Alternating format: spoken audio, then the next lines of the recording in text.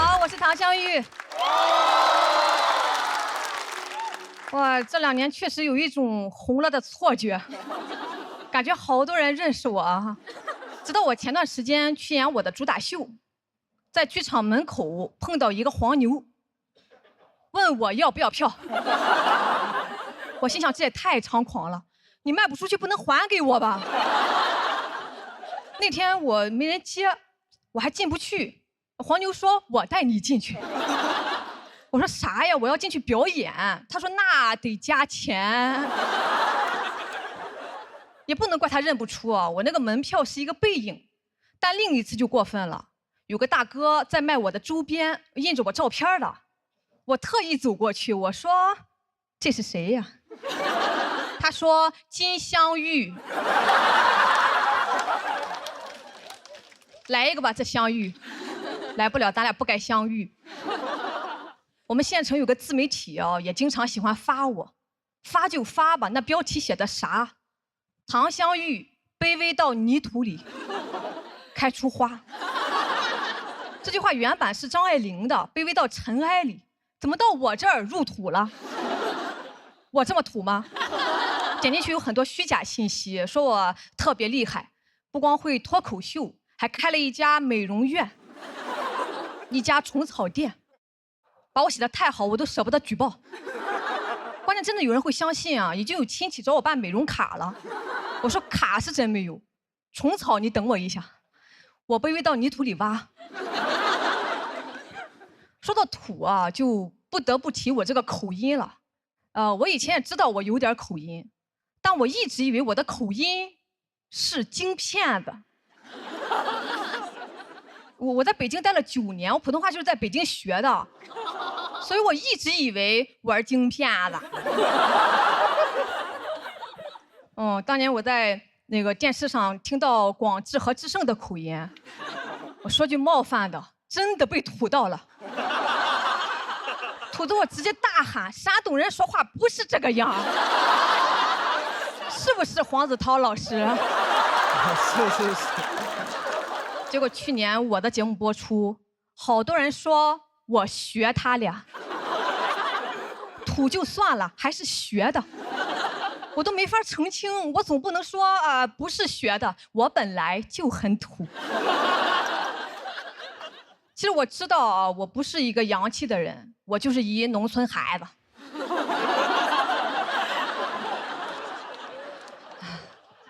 长得也不洋气，尤其是这颗痣，总有人评论让我去点痣，好意的我都心领了，我去医院看过，他没事儿。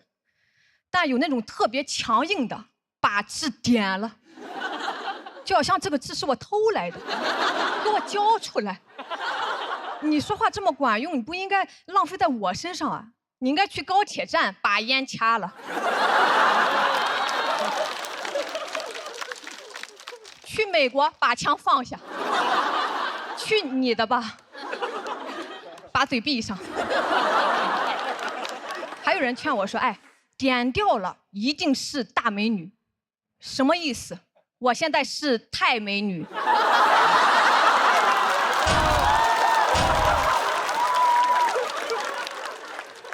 那幸好没看到这一刻，不然我就是全美女。你说为什么要关心别人的痣？是也开了一家美容院吗？如果非让我点啊，我可以把我名字里的点了。把玉点成王，都希望今年产生一个女王，不会是我唐湘王吧？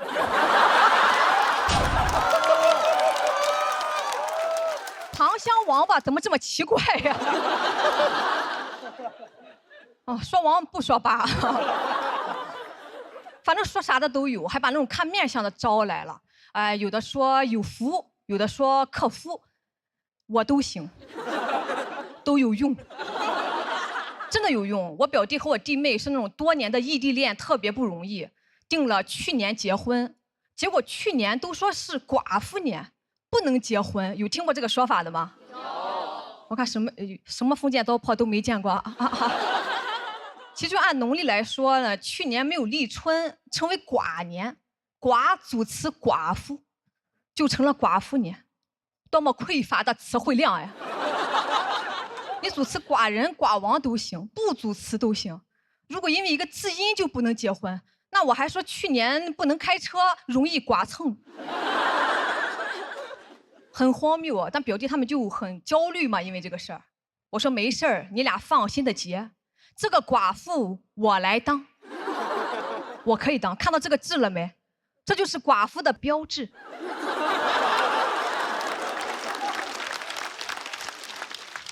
我表弟感动坏了，说姐，那你牺牲太大了。我说不是你姐牺牲大，是你姐夫牺牲大，你姐夫直接牺牲了。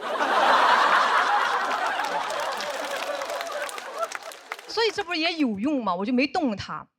让我点痣的呢，我都拒绝了，说我装能割双眼皮，但不点痣。这话说的，我还能割，但不善舞呢。我割双眼皮是因为我想割双眼皮，同样的，我点痣只能是因为我想点痣，我也不知道我在燃什么，可能是燕雀安知鸿鹄之志吧。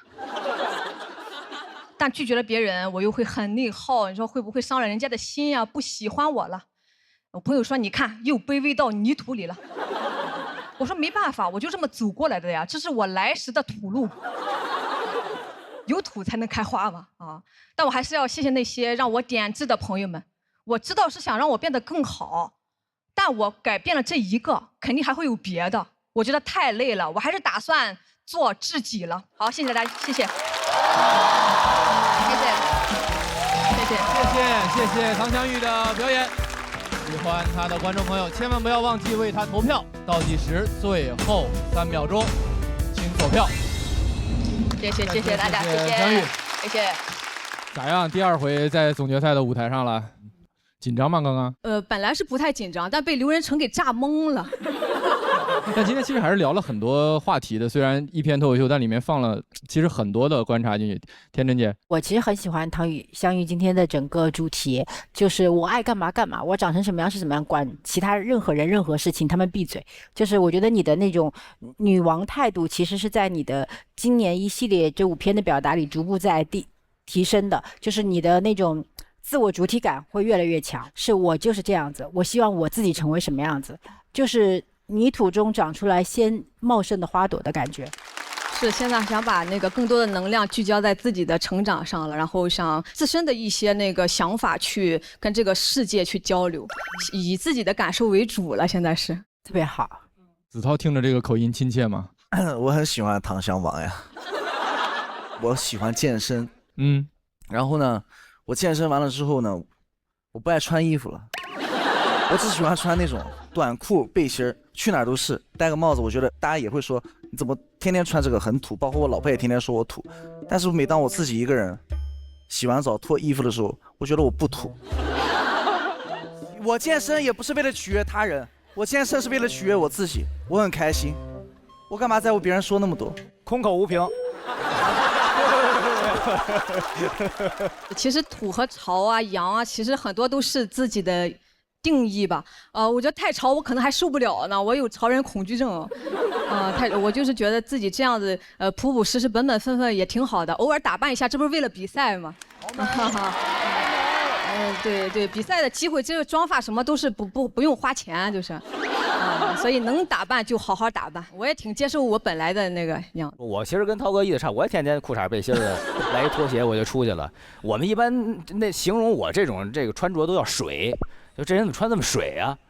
就是说没有打扮，也不捯饬，没那什么。但我平时就爱这样，所以跟我在一块儿也都是特别水的人。但我觉得没什么不好，遇水则发嘛，我们都是望身边人啊。是花也有水培的嘛。对，太好。谢谢香王。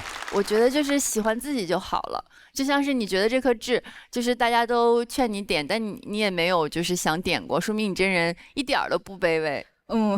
是主要是他怎么着也得切掉，然后需要时间恢复。我那活又特别多，没时间恢复。你看看我的档期，没时间整容呀，就是。如果有一天我把它点掉了，那一个就是它可能不健康，二一个是我想比较重要，我觉得是。我长那么大就认识2个叫湘玉的女性，一个唐湘玉，一个佟湘玉。然后在我眼里，我觉得两位都是大美人儿啊。然后你们的口音、你们的方言非常的迷人。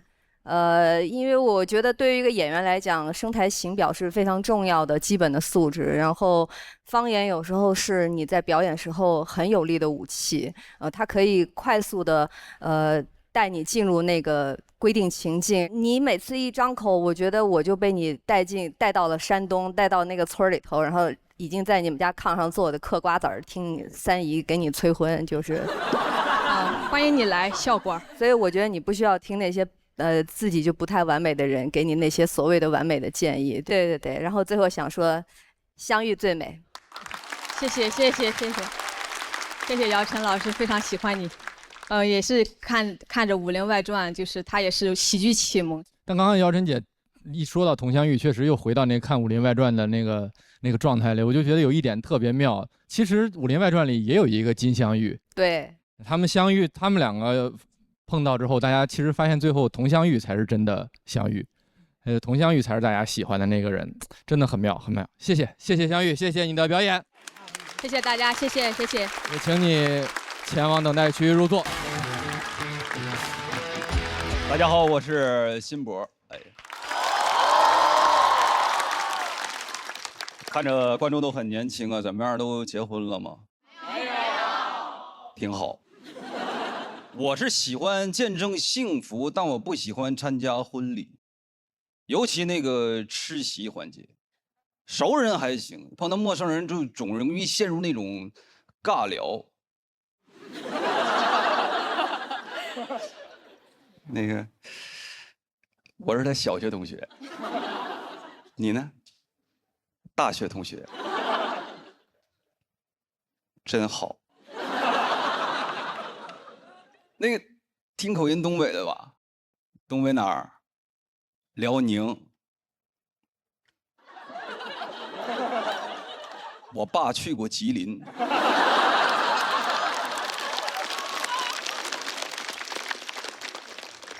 我能说啥？我说怪不得没见过你呢，兄弟。而且我觉得婚礼的主角也不是新郎新娘，就是婚礼的司仪，他主宰一切。全国的婚礼司仪好像都同一个腔调，我就感觉这帮人在同一个地方批发的声带。现场尊敬的各位来宾，欢迎各位前来参加张凯宇先生和李子涵女士的婚礼。听着很温暖，但里边没有一点真情实感。生活里表达感情也这么说话吗？你踩我脚了。正常开始一般都是爱情故事，是吧？新郎新娘相识于大学校园，图书馆隔着书架的惊鸿一瞥，从此人生悄然改变。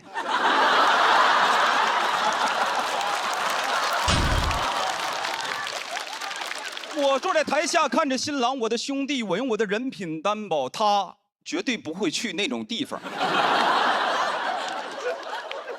我们俩4年的开黑记录就是他的不在场证明。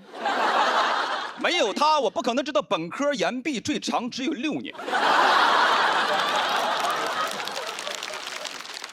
特别奇怪，就是大学恋爱走到婚姻相识就得在图书馆，让我感觉图书馆就是个灯红酒绿的地方，藏污纳垢，知识改变桃花运。都什么时代了，我觉得大家怎么恋爱走到婚姻都很正常，打游戏认识怎么了，有什么不能讲的？新郎新娘相识于王者峡谷，经历过小学生的谩骂，也是常问候别人的全家。还有5秒，新郎新娘即将闪现登场，掌声欢迎这对双排新人。有请摄影师用 Live Photo 神器 vivo S30记录下这美好的瞬间，快乐你就 vivo Live。我特别受不了司仪的一个点，就是司仪特别喜欢煽情，特别喜欢煽情。中国有一个传统叫做丧事儿喜办，我感觉他们就是想，对，喜事丧办，尤其针对新娘。此时此刻，又有一个家庭失去了女儿。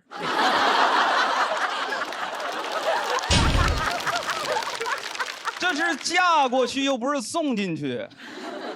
新娘回头再看一眼你的爸爸和妈妈，跟养育了你20多年的爸爸妈妈告个别吧。爱情的坟墓是真要埋人呐！我都担心他从包里掏出一个令牌，往地下一拽，斩。新娘起早贪黑，费多大劲化个大妆，被搞得2道黑线留下来，跟那个某巴克的 logo 似的。如果你的泪点比较高，它会有后招。此时此刻，丫头，还记得儿时父母怀抱的温度吗？去，给他们一个温暖的拥抱。新娘没感动到，给花童吓一跳。如果你的泪点奇高，他就会有绝招，他会看一眼音响老师，并且给音响老师一个信号。音响老师会直接把音乐推向高潮。时间都去哪儿了？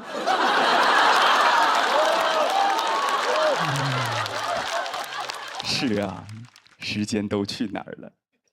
此时此刻，丫头勇敢的、大声的哭出来吧！你看新娘跟过了电似的，妈。我觉得人都需要仪式感，对吧？但那些明知故问的问题，把它变成了一种流程。看我们的新郎，帅不帅？能说啥？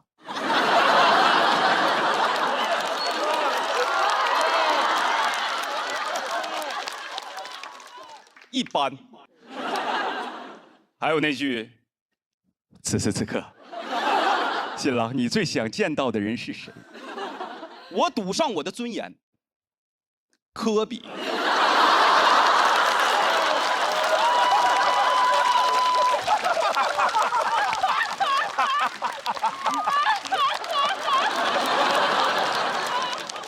我都担心他单膝跪地时候喊出的不是宝贝嫁给我，而是湖人总冠军。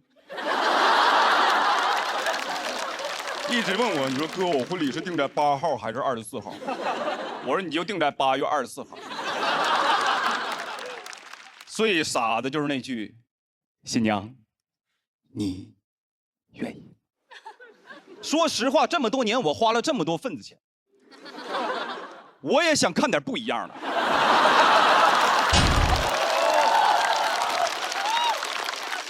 我不愿意，我被逼的，我妈身有炸弹。你问点实际的，能落地的，无论说结婚之后新郎天天喝酒、钓鱼、不洗澡就往床上躺，你愿意吗？那新娘肯定得说，别逼我，妈妈对不起，引爆炸弹。流程最后还会有个小的环节，新郎现在可以正式的亲吻你的新娘了，正式。昨晚上单身夜当我面嘣儿吧的。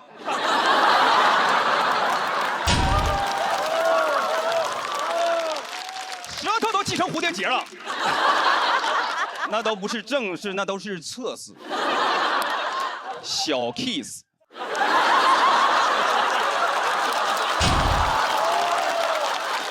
非得像现在这样叫来双方父母亲朋好友街坊四邻单位领导，各就各位，预备作。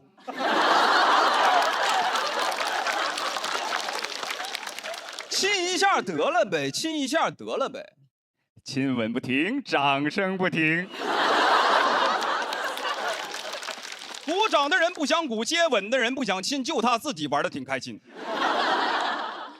婚礼流程什么时候结束？不是仪式的完成，就是那句开席。台上新郎还在那真情流露，台下大姨已经抖落开了塑料布。新郎说：“你是我的全部。”大姨说：“全部都是我的。”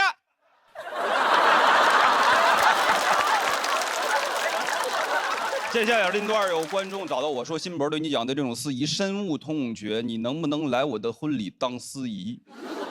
回旋镖扎到自己。”我说：“可以，我当司仪哭绝对不可能，但也有可能婚也结不成。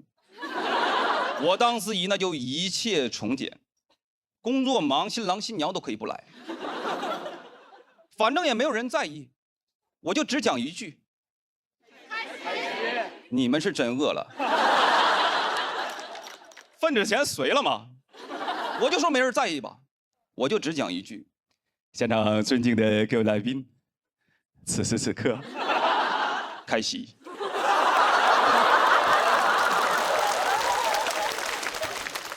我是明年4月份办婚礼，我没找司仪，我准备1人分饰2角。看我们的新郎，还行。新娘多给点零花钱，你愿意吗？各就各位，预备备，我们要亲嘴了。此时此刻，我是辛博，谢谢大家。谢谢辛博的表演，喜欢他的观众朋友千万不要忘记为他投票。倒计时最后3秒钟，请锁票。你要这个时候就开始喊冠军，你还喊12个人，我太辛苦了啊！亚军来边来亚军。你们这样，别人让你们喊什么，你们就喊什么，很危险的。演完了可以跟大家说了，辛博是自己选的开场，是不是？对，我自己选的开场。我也害怕，我也紧张，包括我手其实在抖啊，手在抖。但是我觉得线下演出的经验足以支撑我完成这场开场演出。而且有这么多开场，为什么选择总决赛开场？我觉得总决赛开场最帅，真的是勇士啊，大哥！我觉得在总决赛舞台上给我后边的11个朋友开场是一件非常酷、非常牛的事儿。我也希望能够通过我这段呈现把局面打开。希望今天不是一场比赛，是一场精彩纷呈的演出。谢谢大家。确实啊，这个一下就把气氛打开了，带到了不知道是谁的这个婚礼的现场。我记得是这个子韬先拍灯的，是不是？啊，因为我今年10月就要办场婚礼。他把我所有想要规避的事情全都说了一遍。那要不你来？因为我老婆很喜欢有仪式感，但是我现在想把很多仪式感给换一下。接活。哦 ，OK， 没说给预算啊，那就算了。不是预算私下聊就好了呀。梦姐呢？就我觉得你的这个语言节奏很有意思，断点和我断的不太一样。就是你平时节奏也挺难追的，确实。他也去过吉林，他吉林人。我吉林长春人。哎，好嘞。跟你同学认识。幽默。我说其实特别有意思的点在哪儿呢？因为这个一个是红事，一个白事，结婚啊、出殡啊，这司仪啊，我们生活当中反正见过不少。很多呢，这个我们同行这些相声演员啊，在没有什么演出机会的情况下呢，真的假的？真的，我觉得这也是未来那个我们工作当中一个发展方向。你先别着急，没准过10年没事干了，你也当司仪的了。其实还有一个小故事也很有意思，也是线下开演出，然后是2个朋友相亲，正好看到了我演出，然后2个人在一起了，是8月18号结婚啊，我也会去参加他们婚礼。司仪怎么介绍？他们相识在辛博的脱口秀上。此时此刻开戏。确实，你的那个表演的语言节奏就是很有特点。我特别想问你，原来是有学过，比如戏曲什么的吗？没有，但是我们小的时候跟爷爷奶奶一起长大，会经常听2人转呐，听评戏啊，河北梆子，听京剧这些东西都会听。啊，我就老感觉你像一个年轻的老艺术家。我觉得你也很擅长观察生活的细节。我想在这里其实想跟姚晨姐说一下，因为我有一个自己的梦想是做一个情景喜剧的编剧，因为我觉得中国已经很久没有出来特别好的情景喜剧了。《武林外传》就是上一部啊，我希望有机会我能参与到下一部里。哇！6个好的编剧凑在一起写一个情景喜剧，然后给大家下饭，我觉得是一个很伟大的事情。太好，那我期待你的好剧本啊！谢谢。此时此刻，我想问一下，这个情景喜剧有谱吗？有谱的话，我来投资。立马找人，兄弟们来吧，全都在这儿呢，是吧？我觉得这个观察式喜剧是一种特别有风格的一个表演类型。然后今天其实你整一季下来，这是第5场了嘛，你每次都是坚持你的风格，讲观察式的喜剧，用你独特的视角来拆解、来分析，然后来展现。我觉得应该坚持下去，因为这就是一个代替大家的眼睛去观察生活中我们看见的美和看不见的美的一个过程。然后如果它真的发展成为一个情景喜剧，我觉得是一件很好的事情，因为大家太需要喜剧了，因为我们太想看，太需要，也觉得我相信姚晨也愿意演吧。对啊，你投资嘛，然后内定一下我们演员台上的爱奇艺就这么着了啊，爱奇艺可以播出。你刚刚要说啥来着，付航？没有，我刚才看杨老师说爱奇艺，我说哪儿呢？咱上头有人。我给那个观察式喜剧再说2句话可以吗？观察式喜剧也在呢啊！来。对，其实线下还有很多做观察的朋友，但是大家可能都会面临一些困境，因为我们的段子里边没有我，发现了吗？我的视角就是跟你们去参加婚礼的视角是完全一样的，所以显得我的段子冰冷，没有人情味儿。当我前几年把这事儿想明白了，就是我是你们，你们也是我，没有人会不爱自己，所以我希望观察式喜剧的演员大家都继续努力，我们都爱自己。谢谢大家。谢谢辛博的表演。不会没有自己的，只要我们站上台，话是你自己说的，观众眼里永远有你是什么样子。我们会在第1轮全部表演结束之后，一起揭晓所有人的票数。那我们也先请开场演员辛博去等待区入座。接下来第2位要上场的也是今年的新人，他曾经自我怀疑是一个早产儿，脑洞非常抽象。掌声有请林简七。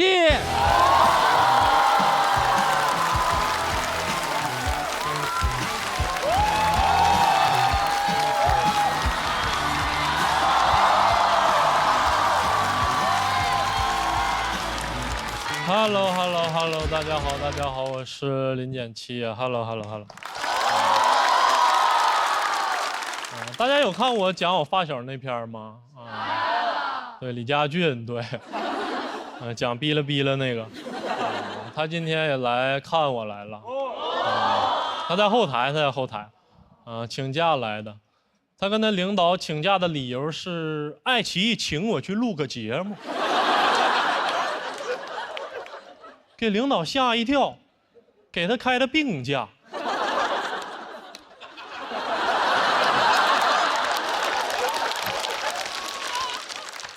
我们毕业之后就一起去了南方，然后住在一个小房间里啊，日子过得一塌糊涂。因为我是那种非常幼稚的人啊，我每周必看白桃星座，桃白白。就它是一个公众号，它会给你下周的健康做一个预测，让你提前来预防啊。我觉得这个东西它有一个问题啊，就是它准的有点邪门了。就下周他让我哪儿疼，我哪儿就疼。我说这是白桃星座吗？这不死亡笔记吗？说我下周胰腺疼，我都不知道我胰腺在哪儿。我问我发小，我说你胰腺在哪儿？你知道吗？他说我胰现在在深圳。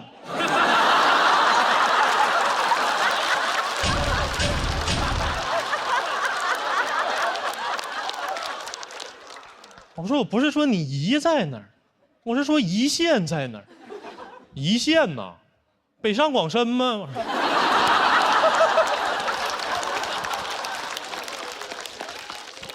他就是一个非常抽象的一个人啊。我记得有次我微信上不去了，需要好友给我发验证码，然后我就跟他说：“你微信给我发6884223。”他说：“我暂时没有这么多钱。”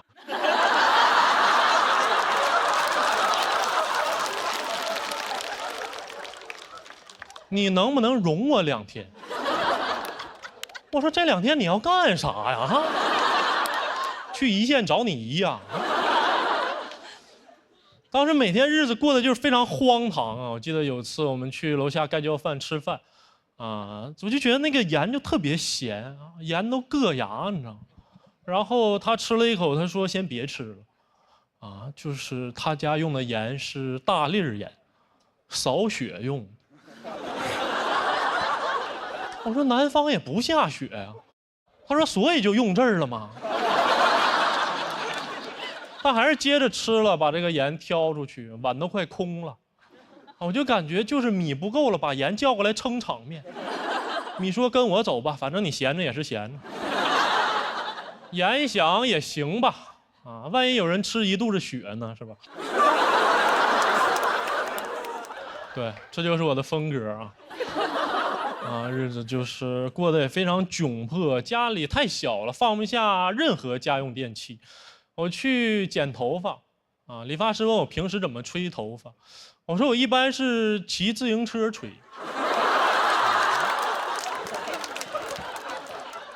一般是背头，我要是想3期，我就得。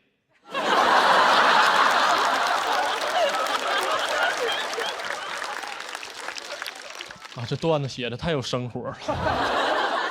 你就别说这个吹风筒了啊，就经常在家吃饭就是买馒头，啊，咬一大口，当碗。既是饭碗也是晚饭啊！就你拿这东西出去，你都没法要饭。我这一伸手说给点吧，人说你这不有吃的吗？房间真的太小了，只能摆下一张床，然后我跟他一块儿住在床上。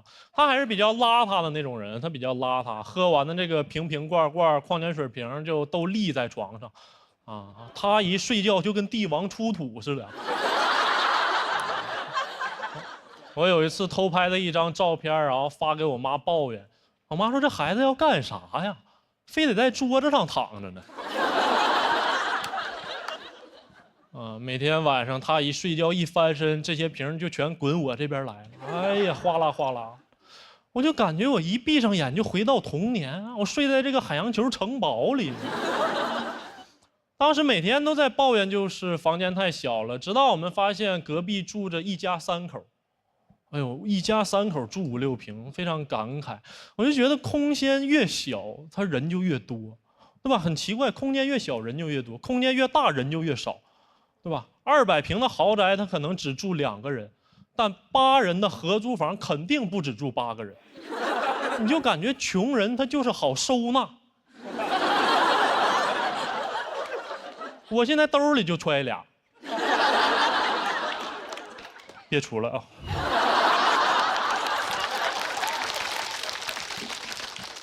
所以我理解的阶级就是越高就越不拥挤。你看我们从这边到这边啊，只要晋级就会多个扶手，多点距离，对吧？我们得拼命用幽默感换一点空间。你们再看看评委席，不用幽默也能得到空间。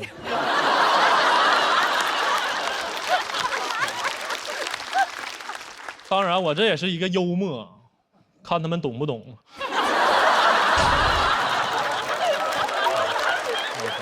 笑了就是段子幽默，不笑就是段子完整啊，没事。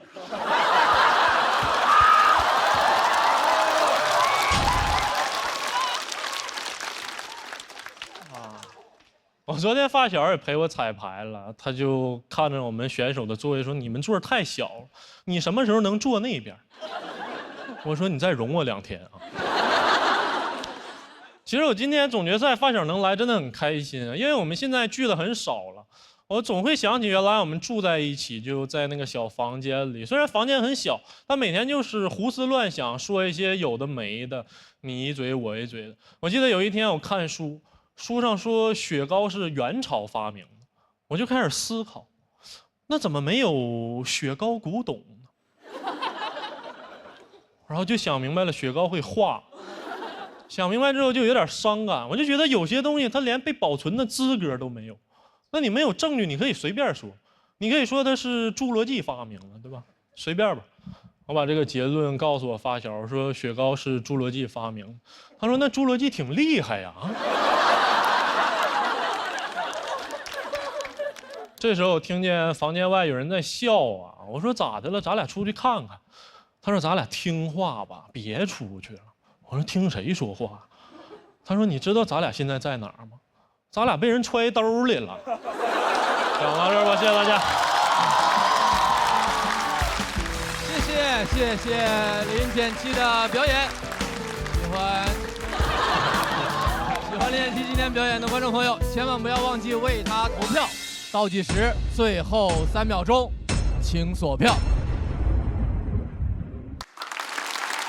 这个抽象的结尾这抽象吗？这不浪漫吗？抽象就是一种浪漫。我今天真的觉得你这篇很浪漫，因为我觉得你没有在跟我们这些人表演，你就是在跟李佳俊一个人表演，对不对？你要干啥呀？真的就是我听你的段子，经常听到一个点之后，后面的所有的每一个字我都听不见了。我刚才就听到你跟你那个哥们儿，你们俩从那天开始就一起住在床上，是什么意思呢？就是住在床上是太小了。那就只有一张床吗？对呀，还有一把椅子。问呢？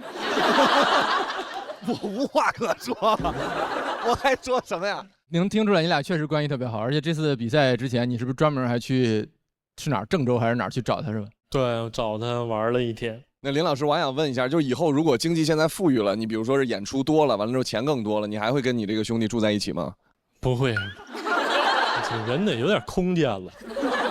既然已经聊到这个程度了，是不是？这个佳俊今天也在现场是吧？是。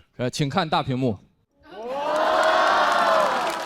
嗨，你好，你好，你好。你死了。听到这么多这个0.7，就是聊你这些故事，你有啥想跟他说的不？气死我了！确实没想到啊，因为0.7他从来不让我去他的线下看啊，现场看，我实在没想到，其实现场的这种情况。行，要不挂了吧，那个接着看演出吧。这不知道为什么，就是佳俊一直是活在段子里一个形象嘛，突然今天看到真人，我有一种这个幻灭的感觉。不许你这么说他。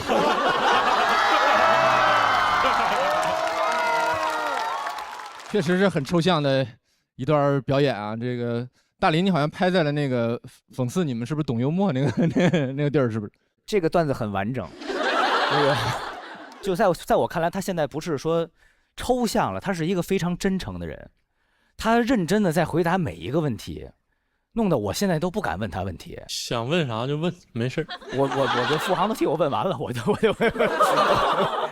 而且在人家这个故事里头，我已经没什么资格说话了，我就别发表言论了。我都这么大地儿了，我赶紧钻里头去，我赶紧。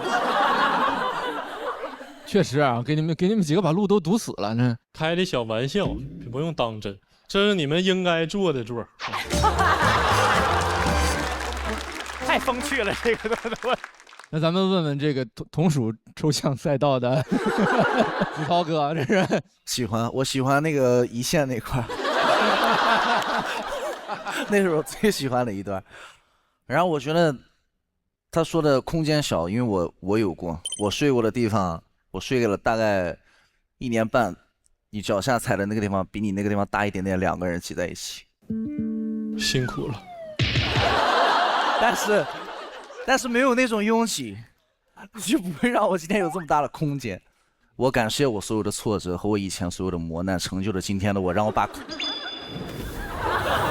慢慢把我的空间扩得越来越大，然后让我可以去包容纳一切的人跟我并肩作战，这是我喜欢的。我的座位越大，我就可以让更多的人跟我一起坐在一起，一起往前走。听懂？掌声啊！以后你的座位变大了，你也要去帮助更多的人，让他们走得越来越好。兄弟，行，没问题，涛哥，加油！是不是没有想到场上最懂你的是黄子韬，对吧？那他的段子里就是他的生活，他的生活成就了他今年总决赛的这个段子呀，对吧？对。钟姐，我知道你很搞笑，但是我可能需要一些时间来懂你。什么？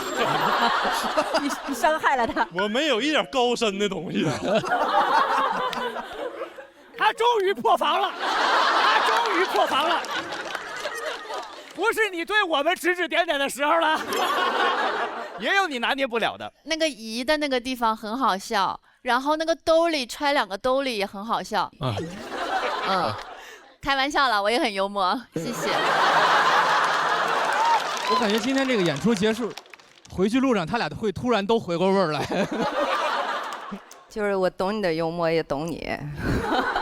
就是我一直觉得你是这个舞台上特别的一个存在。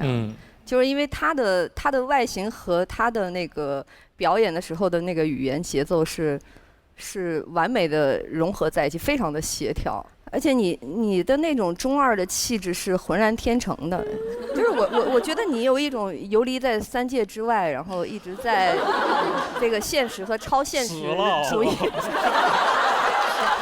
反复横跳的这种气质，你知道吗？就是我听说你是学电影的啊，你有一种那个东北文艺青年的这个气质，然后就老让我想起那个小成本电影里头的那种那个无所事事的这个逃学少年啊，蹲坐在那个街边，45度角仰望天空，看着彩霞，然后有一种淡淡的死感的这种。对，所以我非常喜欢你的表演。谢谢。我觉得李佳俊就是你的缪斯啊。总决赛前，然后就特意看他一趟，是不是因为找不到灵感了？是。我之前一直怀疑那是他的人格分裂出来的一个人，结果是真的。结果是真的。就他今天讲的整个东西，尤其是讲到最后那2个小人在口袋里又出来的时候，让我想起了 Tim Burton 的那个电影叫《大鱼》，就是它是整个非常奇幻的浪漫主义的一个电影，它有着很深刻的情感，但它所有的表现形式都非常的抽象跟不合常理。我觉得这个就是你的风格。然后我特别喜欢这个底，就是那2个小人在对话的底，充分表达了你和你缪斯之间这种惺惺相惜的关系。我很喜欢。谢谢。确实，这个最后在这个抽象和搞笑之间选择了浪漫。好，我们谢谢林建奇的表演，拜拜，拜拜，请去等待区入座。第3位朋友，上一轮就发誓要夺回属于自己的一切商务。今天是第2次闯进总决赛了，我们欢迎刘仁成。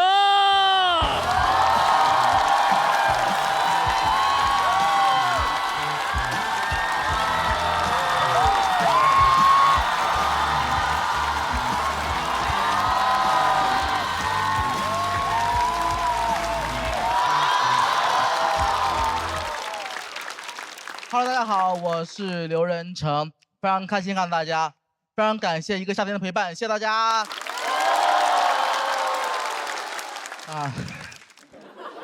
时间过得真快呀，总感觉前一秒还是在去年的总决赛。去年总决赛我讲了一个我去干活，发现周老板有自己的休息室我没有的段子。今年第1期录制，我惊喜的发现，付航有自己的休息室了。把那生气的方安慰我说：“哎，兄弟没事儿，咱们先录制，其他事儿晚上回酒店再说。”晚上结束后，不是一个酒店。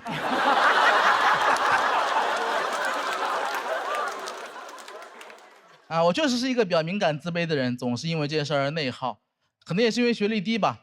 你在娱乐圈，你很难做到学历低又很猖狂。我没有在讽刺黄子韬老师啊。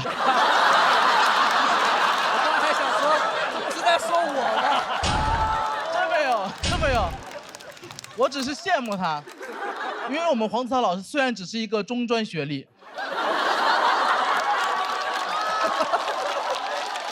但是比我高，我初中，但我就相信我们俩其实内心深处还是一类人，真的，我觉得他内心深处还是有一点点自卑的地方的，我都知道他的自卑是从哪来的，悲从中专来嘛。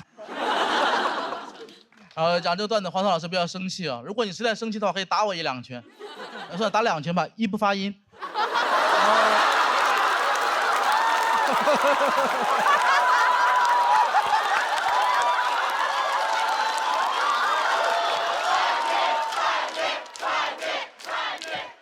我不得不坦诚地告诉你们，这不是现挂，这是我蓄谋已久的。开玩笑，很开心。从小就比较自卑，因为很小的时候被父母从江西带到了常州，3个月大就成为了一个外地人。我很喜欢常州，常州很发达，但极个别常州人喜欢歧视外地人。他们歧视的很直接，没有什么弯弯绕绕，直接就看不起你。没办法，常州人嘛，不擅长踢皮球。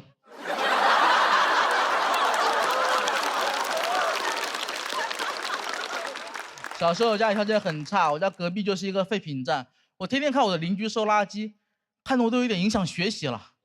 收垃圾太赚钱了，但那会儿年纪很小，看东西很浅薄，觉得他们那里环境很差，手上也不干净，我就觉得他们挣的都是脏钱，现在长大才知道，其实他们赚的是最干净的钱。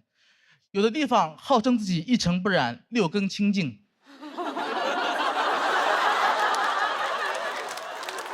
赚的钱才是最脏的，肮脏的从来不是废品站，是永信。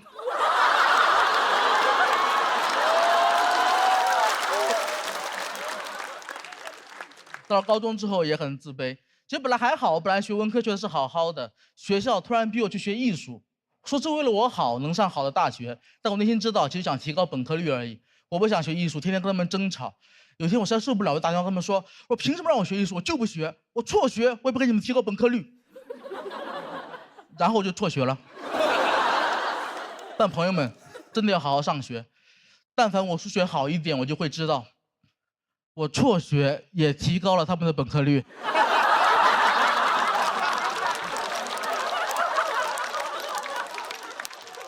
有一半的朋友没有听懂，跟你们解释一下。假设本科率是 F， 学生总数是 X， 考上本科的人是 N，fx 等于 x 分之 n，fx 减1等于 x 减1分之 n。当 x 大于0的时候，函数呈单调递减，所以 fx 减1大于 fx。懂分数函数的人都知道这里面门道有多深，但付航肯定没有听懂。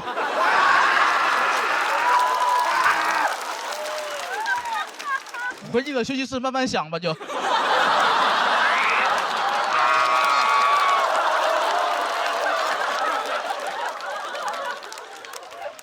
辍学这个事儿真的让我挺痛苦的，不是因为学历低了，是因为我辍学说的太顺利了。我以为这是个很叛逆的事儿，一点阻挠都没有。其实那天打那个电话，我也只是一个17岁男孩在那撒娇，我发脾气而已。我一直都希望我的老师可以把电话打过来。打回来求我回去。11年过去了，号码我都没敢换，一直都没有等到。我的老师他讲不了脱口秀，他不会 call back。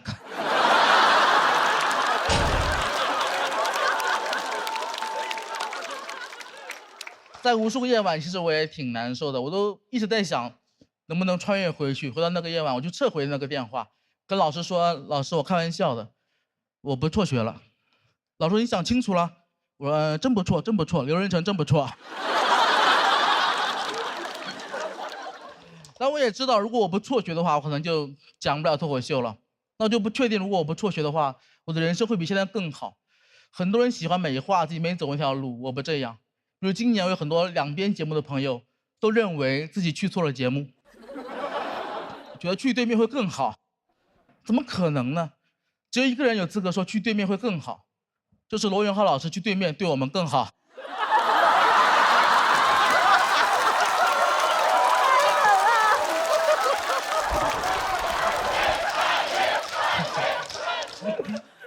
从我辍学过去已经过去11年了，这11年说实话挺难熬的。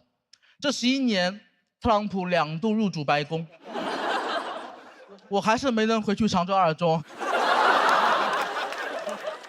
有时候我也在想，我的母校会后悔吗？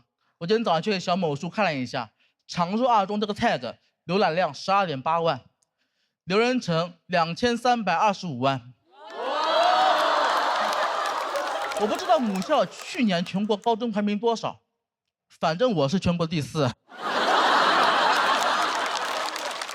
从今天起，提起常州二中，没人知道它什么千年府学、五朝文庙，大家只知道知名校友胖子门窗。哎，哪怕他现在看到这里，他很生气，他也不能拿我怎么样。他能拿我怎么样？他能没收我的毕业证吗？我没有毕业证。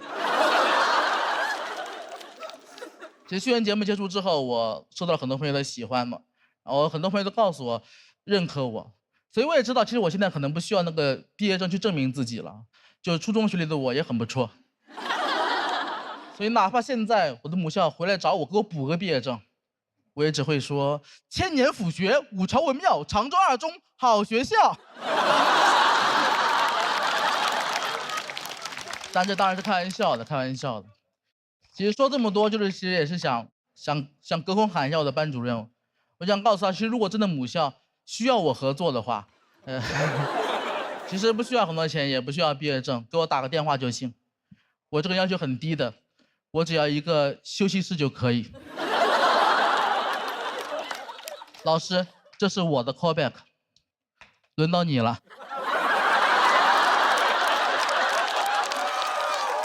没想到吧？我用 callback。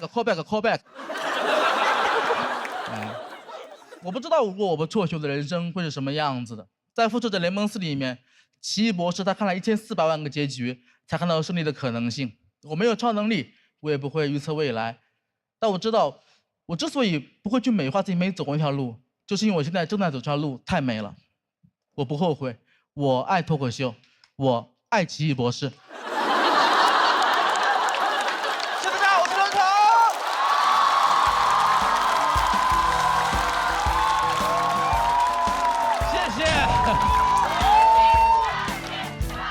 谢谢刘仁成的表演，喜欢他的观众朋友千万不要忘记为他投票。倒计时最后3秒钟，请锁票。哎呀，这么一篇火力全开的脱口秀，要不咱们先听听子韬的评价吧。其实我是觉得啊，辍学这件事情现在拿出来说就是不大好，因为还是要让大家去完成他们自己的学业。但是像我这种人，像他口中的那种人，我是真的，我只要一拿起笔，一看见，我是真的就是我坐不住。我是上了职高下半学期，我实在扛不住了，所以我写了一封信给我父亲，我说能不能让我做我自己想做的事情。然后我父亲说这是你自己的人生，你对你自己负责。我说行，那我先出去打工赚份钱。所以我去端了盘子发了传单，然后偶然的一个机会有选秀了，我去参加了，然后我就被选走了，然后我的人生就开始了转变。对，所以他最后总结了那一段，其实对于我来说，走过来你说的那一路的人，所以我是非常有感触的。对，大家今天都是跟黄老师最共情的人，他是最像脱口秀演员的人。没有，你这一篇其实你虽然有很多这个支出去向外的这些攻击的部分，但是一直都知道你想说的，其实更多的还是想跟你学校的这些事，对不对？还是跟自己一个交代吧。其实很多朋友如果像高中辍学的话，会很早的把它讲到段子里面，讲一篇。但我其实到第2节总结才讲，就是因为很多事确实有点过不去，然后但今年到这儿已经没有素材了，我的人生就那么一点点，就只能去面对这一些了。你擦擦汗，要不然。这个有什么可挖的？我补充一句话可以吗？当然，因为我们的传递的价值观不是说哦你不想上学了你就要去辍学，我们传递的是我是真的有很想做的事情，我想追寻那个梦想而辍学，这是2个概念。像他是坚持了脱口秀的道路而辍学走到了现在，我坚持了我喜欢的这个职业走到了现在，所以我们俩完成了。但是你不能因为说你不想上你就那个。还有您身边这位呢？他的情况更复杂一点。两位学长，我初中就辍学了，说是。2位学长，你们仨一个学校的？不是。幽默住了，确实住了，没有，特别好。我觉得阿成，尤其在这次表现上，其实我今儿也是通过这个看他的朋友圈来窥探他的内心世界。刚才我到了之后，我先看到了刘洋教主应该是发了一个类似于什么分享一个歌曲，一首歌好像对。然后呢，翟佳宁就发这一天要给我做几个造型，你们能不能商量好？然后刘仁成发一个今天早饭真不错，我说那应该稳了啊，非常踏实，特别好。阿成的朋友圈其实已经偷偷辐射到非常非常远的地方了。他有一个人的微信，那个人是谁？你可以跟大家说吗？谁呀？我感觉你俩已经没有微信了，是吗？就是他想说是我们俩都有刘德华的微信。华哥每天也在看刘仁成的朋友圈。没有点赞。之前就听他们讲说，就是这个你很喜欢发朋友圈，然后每天能感受就是你今天是开心一点，还是说比较焦虑。但是我不知道为什么，就是我听你说这个，我感觉你也一点都不内耗，你也不焦虑，然后整个人又非常自信，然后又很热情洋溢。当然我看人不准，然后对，但是就是你整个这个就是我听了以后，我觉得就是真的挺好玩的，这个我懂。函数你也懂了？我也懂，我都懂。函数那块儿其实我也不懂。你自己懂吗？AI 搜的，然后其实我也不懂。我就说嘛，你说咱仨怎么能懂这个呢？哎呦，阿成是你们3个里学历最高的。没有，黄子韬老师高，他不是中专吗？2季那阿成的表演我都看了，虽然你整个人看得很沉稳啊，然后但是我觉得你有一颗很轻盈的灵魂。谢谢。就是那个小时候睡在那个车库卷帘门后面那个小男孩，我觉得他是有超凡的想象力的。铝合金门窗就算焊死了，他也关不住你啊，因为你是一个想飞的花蝴蝶嘛。就是我刚刚听姚晨老师说，我真的挺感动的，因为我在家毫不夸张说，我跟我女朋友一块看电视，90%都看《武林外传》，然后我没想到你看2季的节目，这说明可能有一天我在家看《武林外传》里面看里面姚晨老师的时候，我正在看着你，他在家看我。哇！而同时，刘德华还在刷你的朋友圈啊。郭麒麟在猜你想什么。我在想啊，可能我们每个人治愈自己的方式是不一样的。我刚才听刘仁成整一段，我就觉得他是在跟过去的自己对话，就是因为我们每个人人生中都有很多的意难平，就是把你曾经的对那个你当时的那个选择里的遗憾，和你现在已经拥有的一切，你去跟他进行了一个跨时空的对话，所以我觉得还是蛮好的。我有一个好奇的问题，第2轮的稿子准备好了吗？反正写了。我也觉得阿成其实说的很对，我们不需要美化那些自己没走过的路，但是我们可以用 vivo S30美化自己的快乐瞬间。快乐你就 vivo life， 快乐你就 vivo life。刘仁成 vivo 也是真不错呀。阿成，我想说一句，就是阿成一直在我们的那些朋友关系里边都属于合照的时候站在最边上，然后每一次说话也都是听别人说，不主动表达。他每次在舞台上边，你都跟我说你就是周星驰，我就是吴孟达，你就是赵本山，我就是范伟。但是其实我想跟你说，不管今天的票数如何，你在我心里就是冠军。你站在这个舞台上，你已经是冠军了，真的非常为你开心，兄弟。破镜重圆了吧？不管最后结果如何，至少今天是非常精彩的演出。我们谢谢阿成，谢谢你的表演，请你先往等待区入座。大家好，我是彩玲。哎呀，我能进总决赛，说明这节目也挺菜。比到这儿说点真话吧，这个节目是有点黑幕的。半决赛的时候，节目组就跟我们说，你们谁打到了总决赛，就可以坐着这个电梯闪亮登场。我们就跟节目组说，这个电梯其实可危险了，如果有演员看不清、站不稳，就可能出事儿。节目组说我们解决，然后当天就把黑灯和小佳淘汰了。对，确实是。我瞎说的啊！现在你们看综艺、看直播，很多话都是假话，不能当真。比如我常刷一个直播间，专门卖假包。这个主播有点东西，他说他家的包是 LV 2025最新款，意大利原产地发货。首先 LV 是法国的，他说是意大利40年手艺的老匠人用独家工艺9子离火定燃子手工缝纫的真皮包，全球限量300单，马上上车之前被英国王室抢走了12单。凯特王妃亲自去广州拿的货。这个包35一个。我不信，所以我买了一个。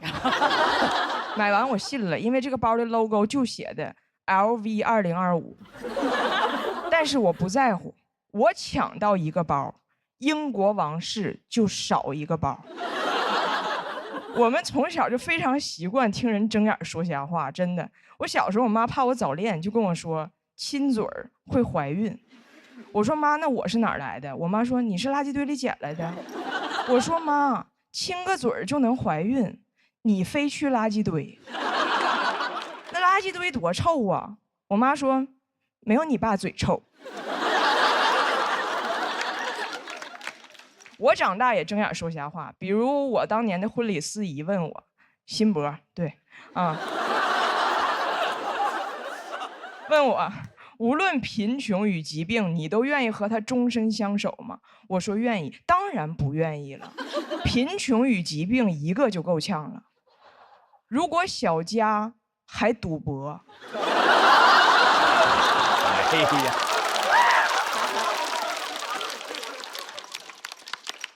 那只能再见爱人。你都没法让他金盆洗手，金盆你买不起，手他还洗不明白。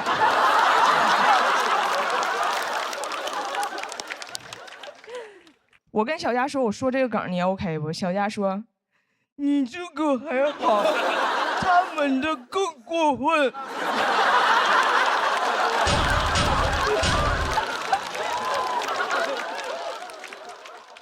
他让我呈现的啊，前面说的这些谎言吧，都很容易识破。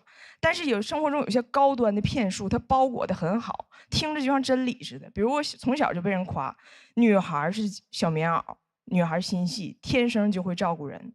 我当时听着可美了，我心想，我天生就会照顾人。我看《士兵突击》，我都想进去给许三多洗袜子。但你仔细想，这事儿符合逻辑吗？天生就会照顾人。医生给我接生说，哎，这小孩，你看这小孩，这胳膊上什么？套袖。这小肚子上什么？围裙。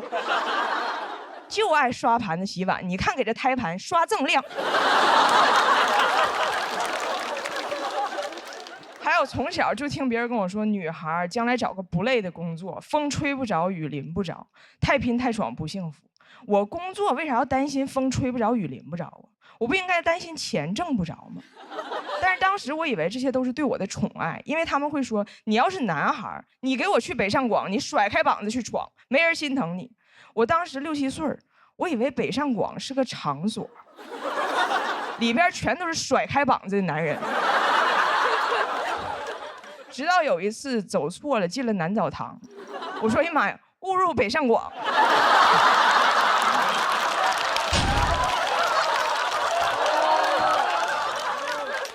都快吓哭了，然后憋回去了。北上广不相信眼泪。女孩找个不累的工作，这句话是个阴谋，因为他没有说下半句。这句话说全了是这样的：女孩找个不累的工作，所以有时间有精力照顾家庭，而家才是真正累死你的地方。也就是说，你有 home， 但是你 home 累死。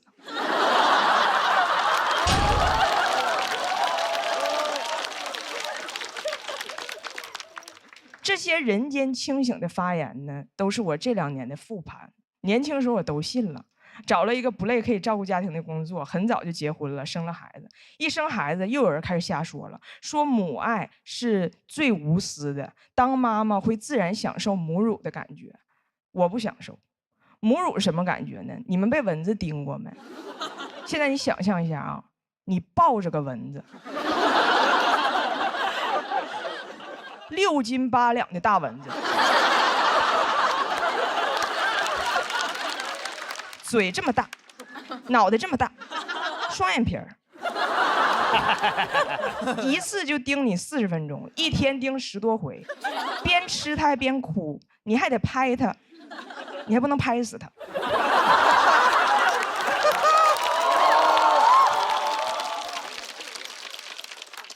我当然爱我的孩子，但有些话真别瞎说。当时我记得有个公众号说，当妈了之后自然就会懂，母乳的幸福感会上瘾。上瘾的东西还用你宣传吗？上瘾的东西不都让你戒掉吗？我没看过哪个 KTV 里唱拒绝黄，拒绝赌，拒绝乱哺乳。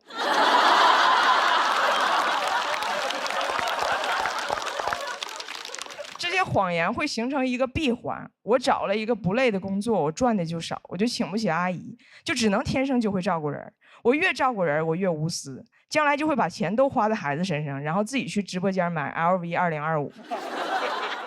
我刚生完孩子那一年，一天到晚也不洗头也不洗脸，我看着镜子里我自己，我发现我妈根本就没骗我，我就是垃圾堆里捡来的，我应该洗个澡了。去哪儿洗？北上广。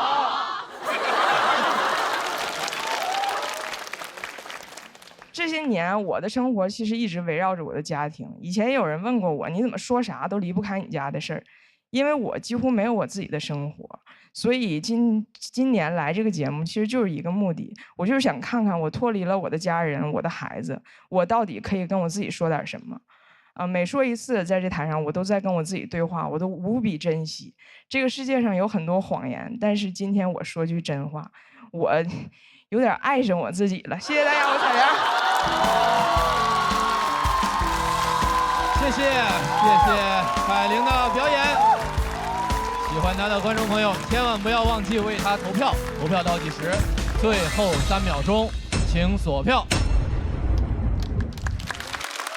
我感觉你这一季演的越来越放松了。是，我觉得彩玲好厉害，每一场都看到你飞速的进步。就是上一场的时候，我记得你是加了表演的，就你的形体、肢体就变得比较自然。然后这一场呢，我觉得你是一个完整的结构，就是以人面对张口就来的谎言，我自己的态度是什么，然后最后看见了我自己，我更喜欢我自己。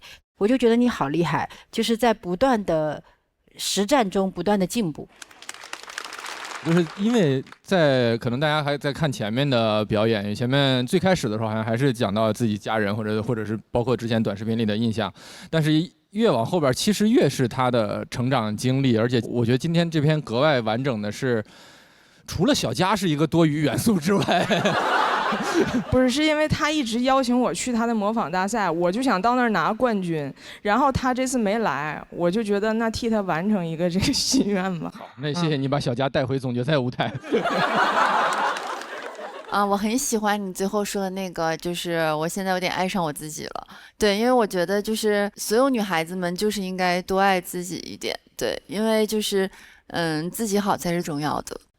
梦姐就很好的贯彻了这一点。对，我也爱上我自己了，经常反复多次，老早就爱上了自己。对，其实我说句心里话吧，从您这一季第一次站在这舞台上，我能看出来您会有一种想法，就觉得好像我之前展现给公众面前的形象都是关于我的家庭、我的丈夫、我的孩子，但其实就是我的观点。他们是因为您独特的视角和诠释才变得这么有意思的。哇，太帅了！您一直是个特别好玩的人啊，所以说不要有任何的怀疑，什么就是包括我记得您之前总爱说什么，其实我也是张小曼，我不光是张彩玲，不管是哪个都是您，都是最优秀的您。给说乐了。我插句题外话，包括刚才最开始新博上台说我们观察式喜剧怎么样，可能不会像别人那种就说自己，你们说的就是你们自己，因为只有你们看到了这件事儿，我们没看到，我们才愿意听你们呀。您是一个非常优秀的人，不管您是张彩玲还是张小曼。谢谢。我感觉我是到这轮了，才发现自己真正开始会写了。其实我就是报名晚了，要不然就是冠军。从自卑到膨胀只需要5分钟，只需要一段表演，很好。他真的说出了我刚刚想说的很多东西，而且他说的非常的好，非常棒，非常棒，实话实说，太 real 了。你在说些什么？真的呀，我说就很正常嘛，这观众也不爱听你们反反复复说同样的话。对，确实。这个是 real 啊，太 real 了。多好啊，多好！我真的，我是真心的，是吧？现在就是我懂黄子韬，黄子韬懂林建七，然后。那个彩玲是特别有个性的演员，然后我觉得你是才气和灵气并存的演员，因为你替很多这个走入家庭、走入婚姻的女性就是做了嘴替。然后我也记得我第一次怀孕的时候，我得到了很多很多来自方方面面的这个关爱和照顾。我当时觉得哇，原来怀孕是一件真的很幸福的事情。我万万没想到，真的是其实是生完孩子那一刻，这个母亲的工作才正式开始运转了。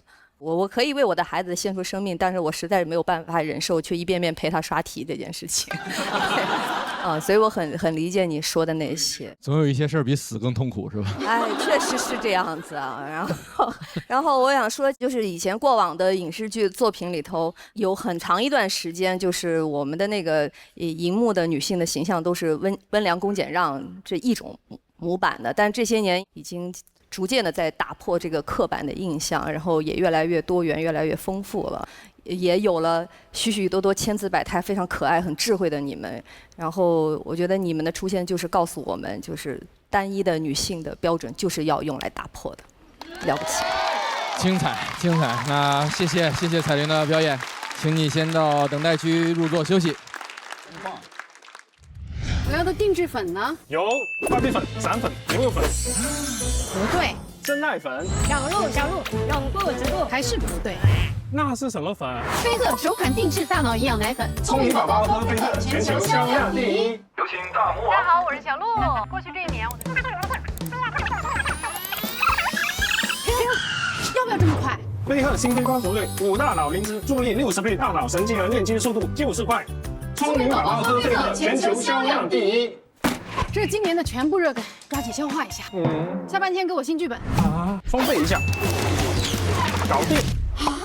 吸收这么快？菲特新配方组类双倍活性好吸收，聪明宝宝喝菲特，全球销量第一。我们演出继续啊，接下来的这位朋友，他也是很多老观众心中的无冕之王了。今年也是先抑后扬，但是越卷越有。我们掌声有请终生现役的刘洋教主。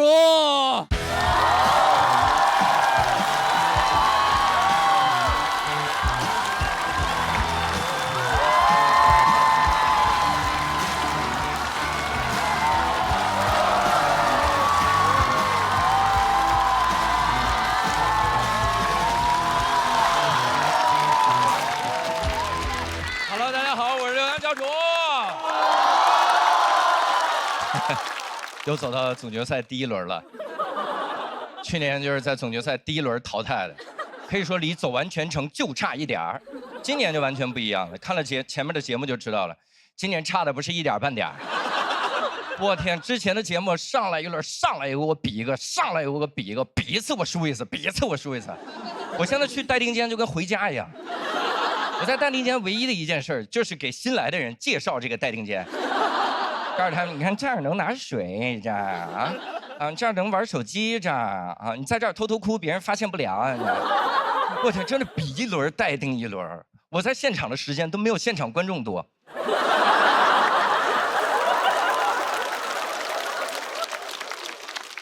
待定的我都开始怀疑自己了，我在想我还适合说脱口秀吗？但还是大数据懂我。当天晚上，小某书就推给我一个帖子。快来喜南报名当观众吧！那一瞬间，他不是小某书，他是冒犯的艺术。而且这不是他第一次冒犯我了，他之前一直给我狂推一个2合1的洗发水，希望我来买。2合1洗发水是洗发、沐浴2合1，因为他觉得我是一个懒蛋，我洗澡的时候懒得摁2次瓶子，我说我不买。但他觉得是没有懒到我心坎上，所以开始给我推荐3合1的洗发水，洗发、沐浴、护发3合1。你很难想象一个洗发、沐浴都不分开的人有护发的需求。我说我不买，他最过分的是开始给我推荐5合1的洗发水，5合1，洗发、沐浴、护发、洗脸、剃须泡。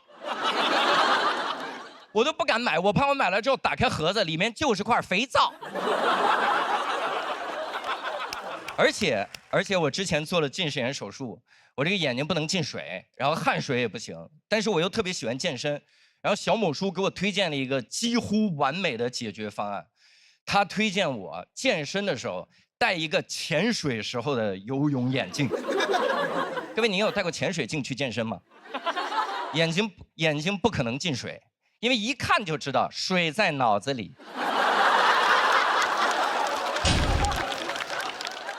汗水进不了我眼睛，别人也进不了这健身房啊。别人一进来看到我说：“我去，这健身房水这么深吗？”我说：“我干脆不如我就再背个氧气瓶，我带俩脚蹼得了，我穿戴齐了健身得了。”因为是这样的，各位，如果我只带潜水镜健身，别人会觉得我是一个有病的人；但如果我穿戴齐了健身，别人只会觉得我是一个迷路的人。我一进健身房说：“哎，海呢？不是，又走错了。哎呦，来都来了，练一组吧。”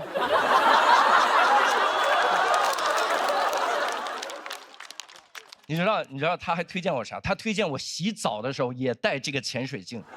各位，这真的有点触碰到我的底线了。我在想，我不带，不就是闭眼吗？闭眼就好了，水不可能进到眼睛里，我就闭着眼睛洗。我闭着眼睛，水打湿我的身体。我刚要开始洗头的时候，我发现，我真分不清哪个是洗发水啊！我就后悔没买那个2合1的洗发水啊！那一瞬间，我都跟黑灯共情了。黑灯那个发型一看就是经常拿错洗发水啊！本来要拿洗发水，拿成了炸药。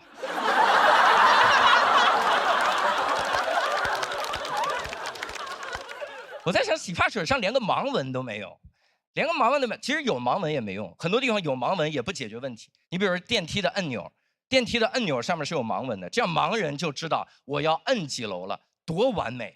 但你能不能行行好，给人家配个语音，告诉人家盲人现在停的是几楼啊？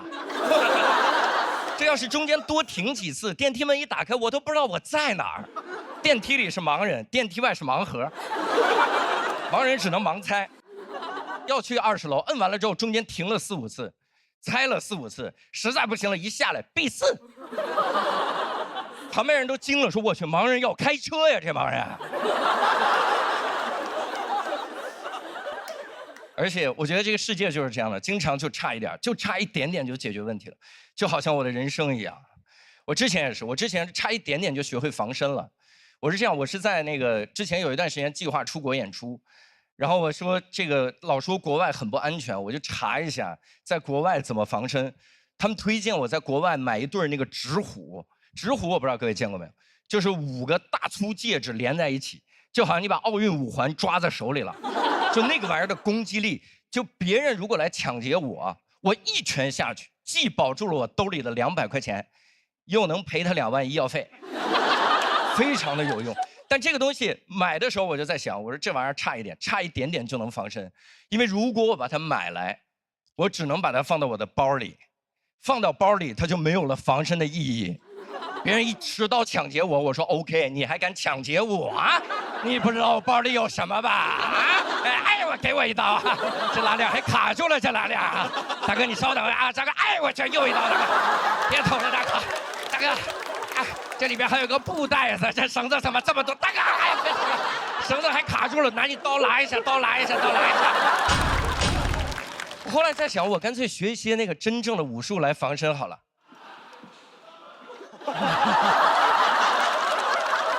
天意，爱奇艺，爱奇艺，我是不是早就已经被大哥捅死了？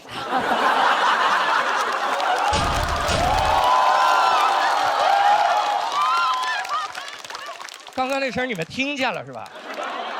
太吓人了哈！爱奇艺的喜欢，那我再演一遍。他们。后来我在想，我不如学点真的武术来防身。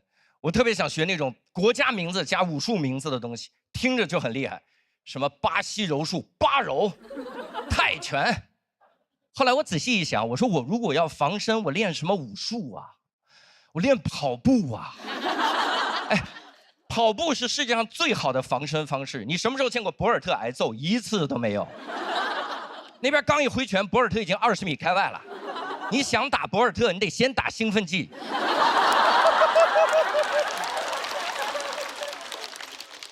而且我能证明跑步是最好的防身方式。接下来这段需要大家稍微集中精力来听，才能跟得上。它是这样的：人类有一段历史时期，奴隶制时期，每天在持续的从非洲搬运最强壮、运动能力最强的人运到美洲大陆。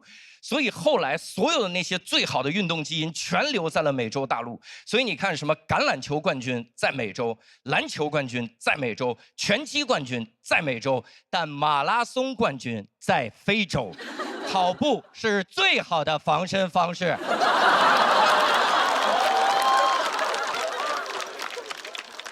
但即使是最好的防身方式，也差一点点，因为这样的，就是我平时穿的鞋呢是这种鞋，跑不快。我如果带跑步鞋呢，我就只能把它放包里。别人一抢劫，我说 OK， 大哥又来啊！你这玩意儿，哎，大哥又给我一刀，还是上次的刀口啊？这里面是纸虎，已经用不到了。哎，这怎么这么多东西？洗发水、沐浴露，早知道买个3合1了。哎，这是什么？第2轮的稿子现在已经用不上了。大哥，你拿着。大哥，你拿着它。替我夺冠！大哥看着我的尸体说：“就这稿子进了也夺不了冠。”然后我如果真的想防身，我得学会飞才行。但实际上会飞也差一点，因为我想起了一个经典的失败案例，就是希腊神话里面的伊卡洛斯的故事。伊卡洛斯大家知道，他有一双蜡做的翅膀，然后他飞得太高，太阳把他的翅膀融化，他就从高空摔下来，摔死了。大家一直在嘲笑他的失败，但其实在我来看，他有很多的优秀的优点，比如说他热爱飞翔，他勇往直前，他向往自由。在我来看，他唯一的缺点就是他竟然不知道等到晚上再飞。那晚上飞还凉快呢，晚上啊。如果光看结果的话，他的确是一个差一点的悲剧人物，但如果只看过程的话，他其实只是一个极度热爱飞翔的人。这期也比到这儿了，2季以来非常感谢大家，我希望我能在喜剧的舞台上永远做一个热爱飞翔的人。刘洋教主下台鞠躬。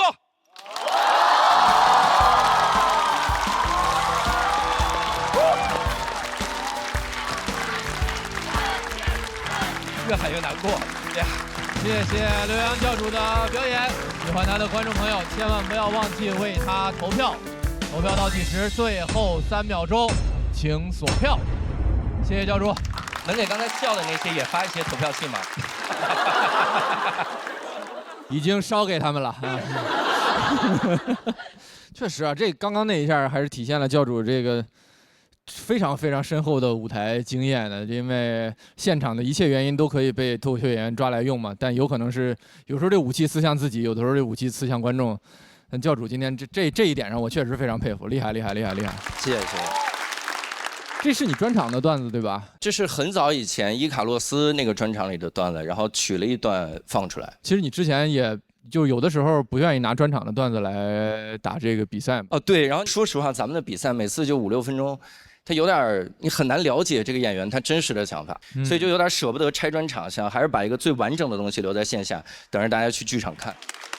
看那个教主的表演，我是觉得教主其实应该是这10年当中一个特别优秀的一个能够为后辈来科普这个到底是一个什么东西的人。对，就是无论你在哪一年，然后你想知道在2015年到2025年脱口秀是什么样的，看刘洋就行。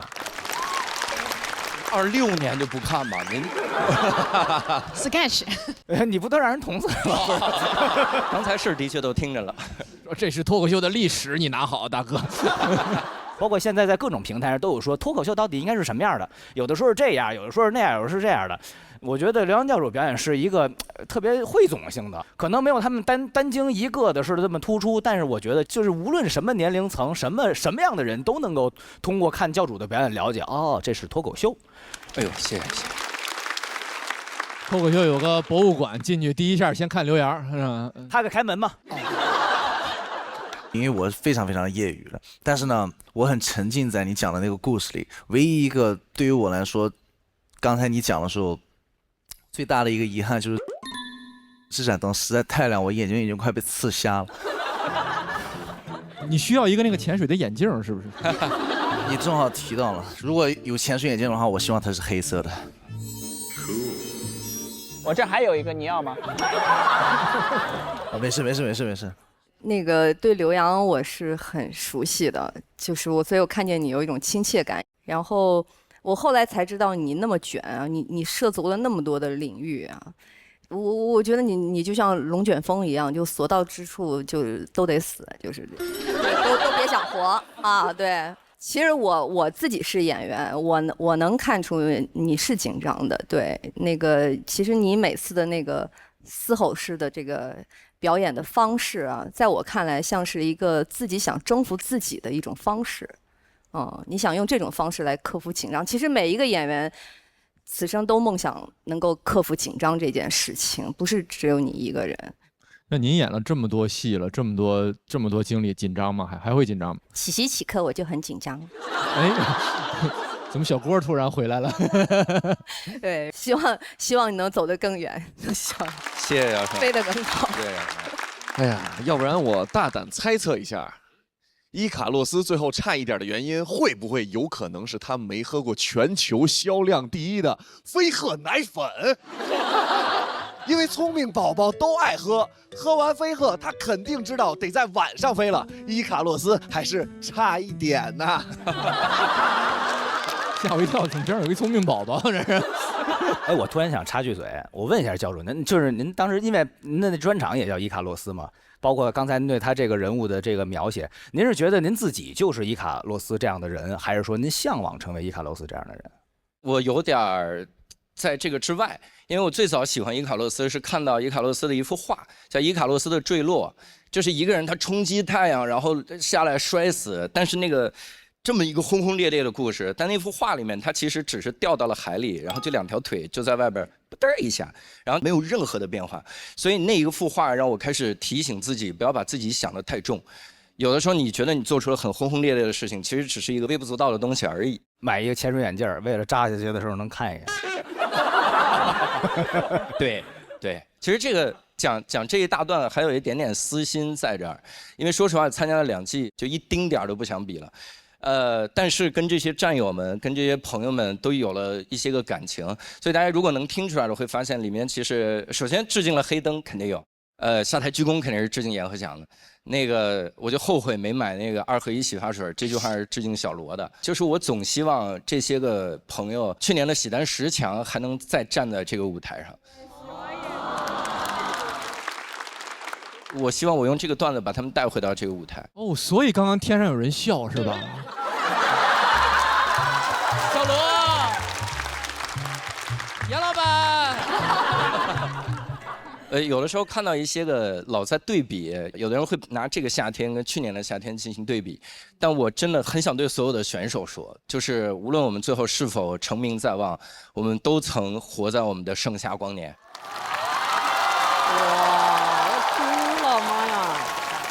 还是5月天，一点点私心。就我刚听教主讲的这一大段，我有很多感受啊。好多脱口秀演员表示说明年不来了，其实我当时听的是非常伤感的。就是我一直在想，这样一个节目，这样迅速给大家的高的曝光，赢得了那么多喜爱，对于一个人的职业生涯也好，对于一个人的命运也好，到底是利大于弊还是弊大于利的事情？你今天整篇稿子的主题就是只差一点嘛，我就在想，我们的人生其实大部分时刻都是只差一点的，因为当你获得完美的时候，其实就是终点。因为人只有在完美的瞬间，你就会停止对一切的追求，所以那个只差一点，反而可能就是真正的心里的那个太阳。我觉得刘洋，你也不要被终身现役这4个字限制住。这里是一个名利场，这里是会给人带来很多东西的，所以我们要学会使用它，而不是被它限制住。我觉得这个是我们跟他之间的关系。很多人认为我说终生现役，其实就是一直回到这个舞台，但其实我的意思是在剧场的舞台。我5月天会唱到80岁，我会讲到80岁。好嘞，那祝福你和5月天吧都。谢谢刘洋教主的表演，请先落座休息。演出继续啊！那咱们接下来要上场的这位朋友，第2年来了，变化很快。去年还是清清白白的黑马新人，今年已经是谁惹我全杀了，一路杀进总决赛。掌声有请于翔宇。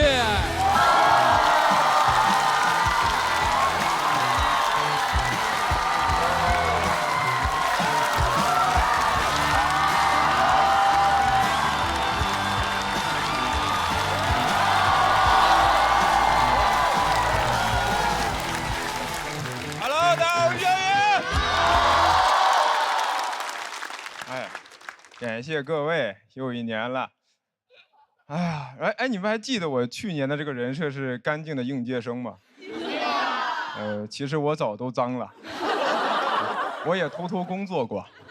我之前是干过2年补习老师，然后本来大家觉得老师是一个高尚的职业，就你为人师表，德高望重。但我们是那种机构老师，你除了要上课，还要自己卖课，谁能德高望重的干销售？我孔子站在路边发传单，子曰《论语春秋》了解一下，学过了，温故而知新。哎，别走，最近搞活动，3人行必有免单。我们甚至真的入职培训就教你怎么把课卖出去，怎么让家长掏钱。我觉得这可能就是为什么后来很多补习老师可以转型为非常优秀的主播。这玩意儿我们都练过，就开家长会的时候像直播一样制造那种紧张感，说家长们，这课再不学，孩子马上就跟不上了，3、2、1，跟不上了。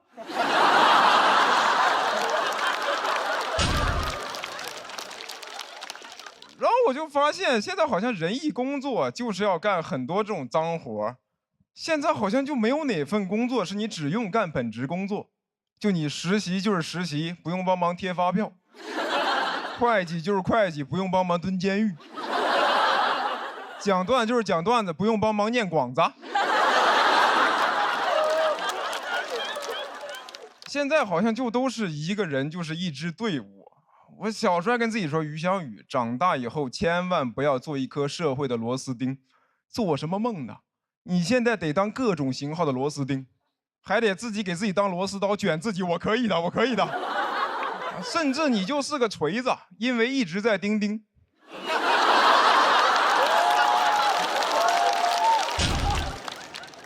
然后我不知道你们有没有遇到过那种，就是你在工作的时候有一个特别离谱的安排，然后就会你刚一不高兴，就会有人跟你说，你工作的时候不要有情绪，有情绪是不专业的表现。我说人怎么可能做到完全没有情绪？我唯一见过在工作中没有情绪的人就只有杀手。但你把杀手逼疯了，他也有情绪吧？你试一下，晚上11点突然跟杀手说，你用这1颗子弹把这67个人杀完给我 ，DDL 今晚。杀手说：“那我杀你1个就可以了。今晚是你的 deadline。” Sorry, bro, I'm a pro.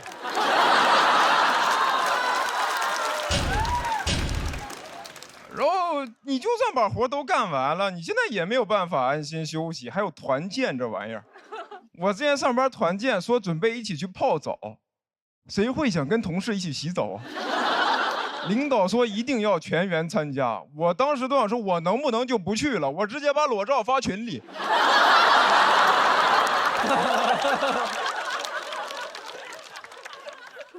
然后去应酬也很烦，我酒量又不太行。有一次我就说这个王总，那我以茶代酒，感谢您。他说等会儿，你先换成酒，你再说话。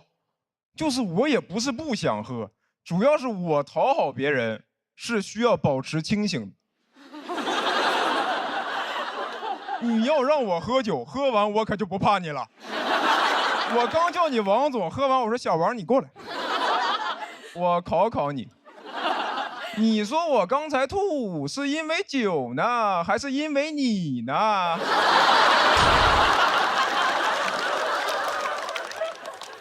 而且大家都说这个喝酒是一种服从性测试，但现在很多人也没有那么怕酒精，不是更怕碳水吗？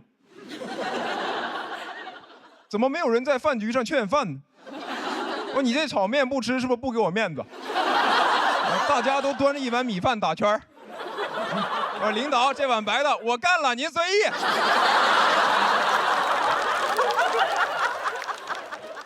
哎呀，而且这些破事儿吧，它就是一些社会潜规则，你就算都干了也没有用啊，是吧？你就说你次团建都参加，该裁员不还是裁你？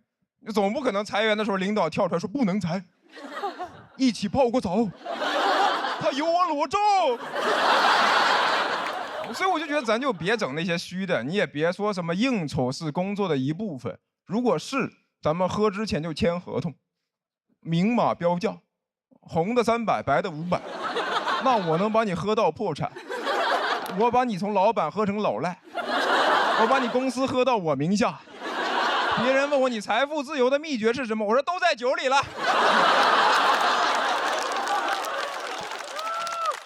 然后我也有那些工作了很多年的朋友，我每次跟他们聊这些事儿，他们就会跟我说啊，于翔宇，你就是刚步入社会，社会化程度比较低，需要进行一些社会化训练。我一搜，社会化训练最早是用在狗身上，这是要让我干嘛？学会握手、狂舔、绝育。那以后谁再问我说你怎么不要孩子，我说我社会化做的比较好。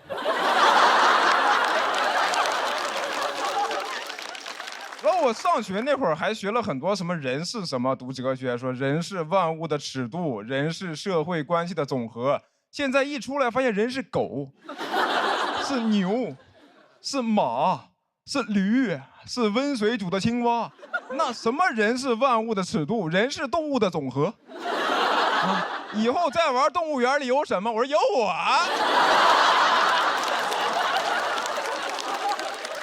我就感觉现在这人都返祖退化了，那还学什么哲学呀？你把那个进化论倒着看，就是《资本论》。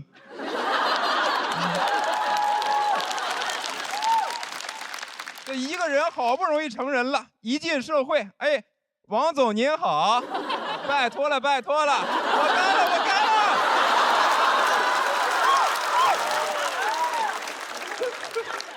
可别再让我退化了，再退化我可就要咬人了。谢谢你们，约约。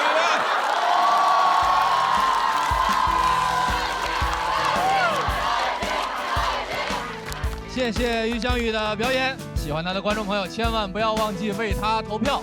倒计时最后3秒钟，请锁票。再次谢谢祥子，火力全开啊！燃起来了。就是他说的这个。和以前我经历了和我看到了很多东西，其实有很多的共鸣，而且只会比他说的更那个一些，就是会更扩大一些吧。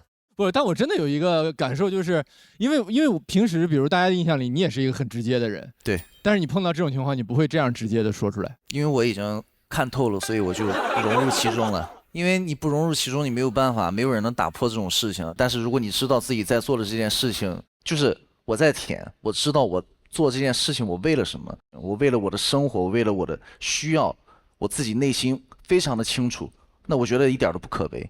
每个人有每个人的生活现状。来，于翔宇点评一下，点评一下。你给我个椅子，我再点评。别。我这样说话容易腰疼，算了。接下来想听谁的点评，你自己 Q 吧，这是。反选，现在反选，现在反选，大林你救救他吧，求求你了，郭老师。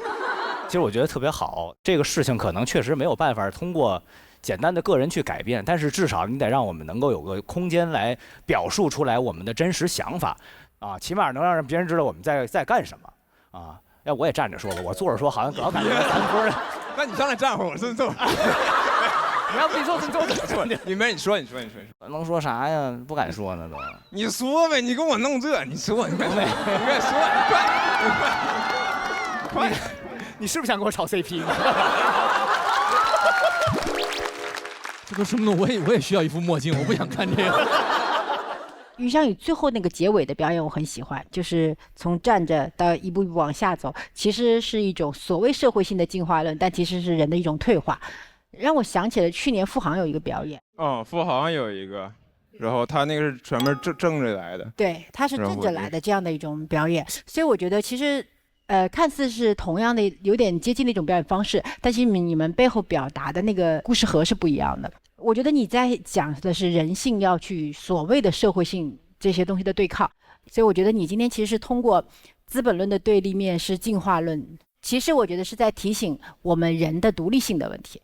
对，我觉得这个观点是让我感受到了你清清白白的哲学毕业生的这个身份的回归。